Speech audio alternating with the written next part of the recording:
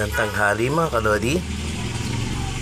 For today's video, ito na nga po pala yung isdang pula na binigay sa akin ng kaibigan ko. Niluto ko na po sa kamyas, kamatis at sa kalamansi po. Pinangat ko lang sila.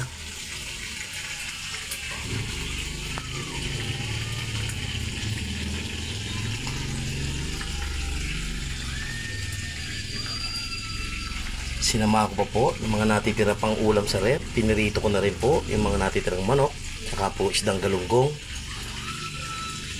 Sinamahan nyo po ng napakasarap na sausawan, ginamos o bagoong kung tawagin sa amin.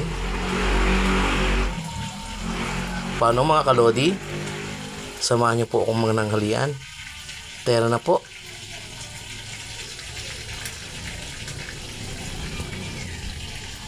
Kita nyo naman mga kalodi, nakakatakam. Simpleng ulang pero nakakabusog. Kaon na ta mga kaibigan, mga kalodi.